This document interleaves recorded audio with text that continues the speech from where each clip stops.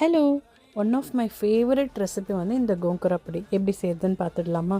புளிச்சக்கீரையை நல்லா 2 வாட்டி வாஷ் பண்ணிவிட்டு இந்த மாதிரி துணியில் ட்ரெயின் பண்ணி எடுத்துக்கோங்க. இதை வந்து நிழலில் தான் ஆற வைக்கணும், வெயிலில் ஆற வைக்கக்கூடாது. கம்ப்ளீட்டாக ஈரம் எல்லாம் ட்ரெயின் ஆன பிறகு ஒரு பேனில் நம்ம எடுத்து வச்சுருக்கிற கீரையை ட்ரை ரோஸ்ட் பண்ணி தனியாக எடுத்து வச்சுக்கோங்க. இதுக்கு எடுத்து வச்சுருக்கிற மற்ற இன்க்ரீடியன்ஸும் வந்து ட்ரை ரோஸ்ட் பண்ணி எடுத்துக்கணும். 1/4 டீஸ்பூன் வெந்தயம், உங்கள் காரத்துக்கு தகுந்த மாதிரி மிளகாவையும் வந்து வறுத்து எடுத்துக்கோங்க. நான் ஒரு 10 மிளகாய் வறுத்து எடுத்திருக்கேன். 1/2 டீஸ்பூன் மிளகு, 1/2 டீஸ்பூன் சீரகம், இதையும் ட்ரை ரோஸ்ட் பண்ணி தனியாக எடுத்துக்கோங்க. அடுத்தது வந்து 2 டேபிள் ஸ்பூன் அளவுக்கு தனியாவையும் ட்ரை ரோஸ்ட் பண்ணி தனியாக எடுத்துக்கோங்க. இப்போ பேனில் கொஞ்சமாக எண்ணெய் விட்டு 20 பல் பூண்டு சேர்த்து நல்லா கிறிஸ்பி ஆகிற வரைக்கும் வறுத்துக்கோங்க. மீன்வைல் ட்ரை ரோஸ்ட் பண்ணி வச்சிருக்கிறத நல்லா பவுடராக அரைச்சி எடுத்துக்கோங்க. அதே பேனில் இன்னும் கொஞ்சம் எண்ணெய் விட்டு கடுகு சேர்த்து காஞ்ச மிளகாய் ஒன்று சேர்த்துட்டு நம்ம வறுத்து வச்சிருக்கிற பூண்டை நல்லா வந்து மசிச்சு எடுத்து திரும்ப ரோஸ்ட் பண்ணிக்கோங்க. ட்ரை ரோஸ்ட் பண்ண கீரையை பல்ஸ் மோடில் அரைச்சி எடுத்துருக்கேன். அதையும் சேர்த்துட்டு நம்ம அரைச்ச பவுடர், அதுக்கப்புறமா தேவையான அளவு உப்பு, மஞ்சத்தூள் சேர்த்து நல்லா கலந்து விட்டுக்கோங்க. மீடியம் ஃப்ளேம்லேயே ஒரு 10 to 15 மினிட்ஸ் குக் பண்ணி எடுத்தீங்கன்னா கோங்கரா பொடி ரெடி. ஹாஸ்டலில் இருக்கவங்களுக்கு ரொம்ப யூஸ்ஃபுல்லான ரெசிபி. ட்ரை பண்ணி பாருங்கள். பாய்.